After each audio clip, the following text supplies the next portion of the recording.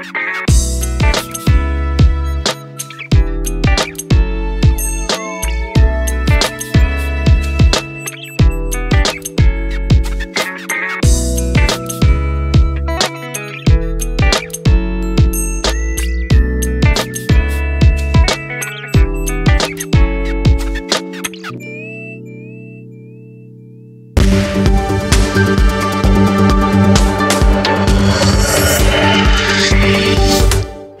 afternoon from Los Angeles. It's Alyssa Corum and Justin Nielsen here with a look at the stock market today. And on today's show, we're taking a look at 3 chip stocks, AMD, Nvidia, and Broadcom. But we did see the major indexes fade into the close.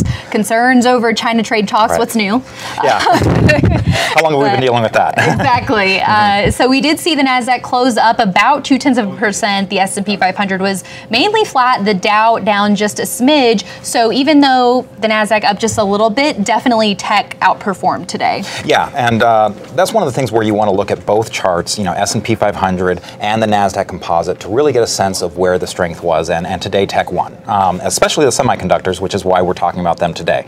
But you know, if you look at the S&P 500, actually both the Nasdaq and the S&P 500 were both up 0.7%. So they were having a fairly decent day, and then the S&P 500 got a little worse, more so than the Nasdaq. And you know, again, it was chips that were kind of helping prop the Nasdaq up a little bit. But you know, take a look at that divergence. When you see it closing in the lower part of the range, right. That's one of the things that you don't like to see. The S&P 500 was actually in danger of you know, triggering distribution day. Possibly, you know, depending on how volume comes in. Right. So, you know, those are the things that we look for when we see a weak close. A lot of times there's some weakness that follows, and so we just want to be careful of that. That's right. And a quick look at the Nasdaq just to see where we are here, how we're holding. Gains little by little. I mean, as we've talked about, this uptrend has been quite profitable for many investors.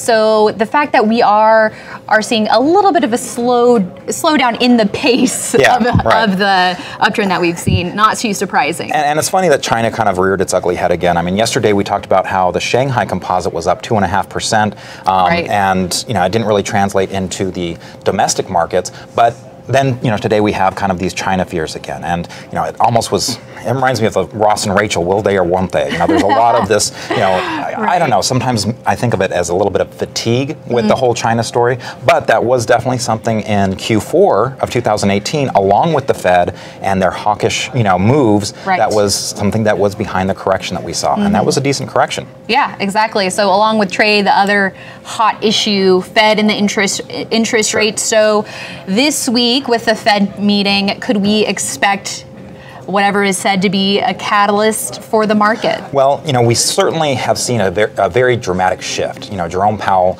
on January, in the tone, absolutely. January 4th, the follow-through day, you know, that was a big shift in what the Fed was thinking. Now we have the Fed announcement tomorrow. The expectations, if you go to the CME Market Watch tool or Fed Watch tool, they basically say the odds are 98.7% of no change, and that's what it looks like for most of the year. So we went from this very hawkish, they're going to tighten, they're going to raise, to, hey, you know what, they're probably going to hold pat, and that was a very good thing. And it's interesting that the 1.3% that are expecting a change, they expect a decrease. You know, so that's a very big shift in what they're thinking. Well, we'll keep an eye on that and the potential impact on the broader market here. Sure. But that's 2 o'clock Eastern time tomorrow, is that announcement. Okay, well, we'll keep an eye on that. And in the meantime, we want to take a look at 3 chip stocks now.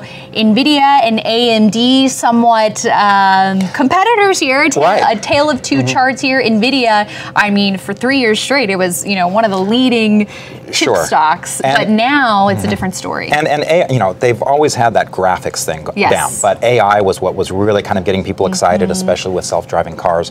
Now today, they kind of announced some, you know, partnership stuff with Amazon. That, you know, Amazon is using them in the T4 data centers, which is a big deal. But if you look at the Nvidia chart, the thing that was hard for me to get excited about this is Nvidia is trading below its 200-day moving average. This is not the chart that we were looking at back in 2016, where it had its 300% rise, where it was coming out of a nice base. This is not something I'm looking at right now as being very exciting.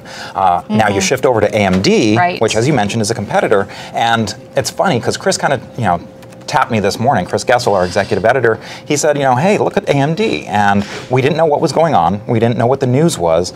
But, you know. Why did this come up on his screen? You know, just looking at strength. You know, we saw that the chips were strong, and, you know, AMD was actually doing, you know, very well. It was kind of crossing this area around 2552, a previous high. And, you know, we were looking at that and saying, hi, what's going on here? And then as the day progressed, it kept on going up more and more and more. I think it closed up, what, 11% today? 12%. 12%, okay. So what was the news there? Another partnership. Yep. Google. With Google, its video game streaming service, competitor to Amazon's Twitch. Yeah, And it's interesting. I need to look a little bit more at this Stadia.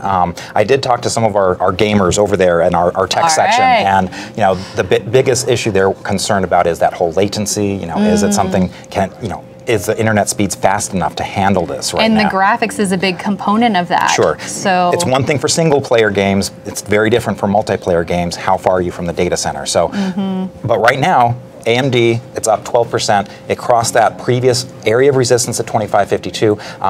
Because it was up so much today, you might have to take a smaller position size if you were going to play this, but it is definitely one to watch. So above that 2552, I guess if you add 10 cents, would that be the entry point you would look at? You know, that's kind of the area of resistance. So on a short-term play, you know, this isn't your normal base. Right, exactly. Way too short for it to be a proper base. But as a short-term play, that's what I'm looking at as the resistance. All right, and last but not least, let's take a look at Broadcom extending its gains after an earnings gap up last week. We have the stock finishing the day up about 1.9%. So very positive to see these gains being extended here. Yeah, and more importantly, it's what we were talking about yesterday with holding the gains. You know, that was the first component. It was able to hold those strong gains after its earnings report, and then now it's moving higher and into new high ground potentially. So it's right at the top of its buy range. We have that 288.72 buy point that we had from the straight pivot,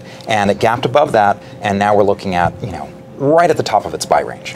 Yeah, that's what I was going to ask. Is it too far extended at this level? But it looks like it's on the cusp. Right on the cusp. Right on the cusp. So maybe if you're, you know, if you haven't bought it already, maybe you're buying a little bit smaller position just because you're at the end of that buy range. Ideally, you would have bought it on that earnings. So this is actually a time where you see it continuing to move, where you can add to it. That's what we generally like to do. Add on the strength. So what happens if you buy a stock that's too extended? You put yourself at risk of getting shaken out if there's a pullback, right? Exactly. And pullbacks are normal, especially when you come up so much. That's why AMD up 12%, you know, you got to be a little cautious. So, you know, you might have a lower position size just to kind of compensate for the extra risk you might have of that pullback. All right, well, there you have it. Look at 3 chip stocks with compelling chart action.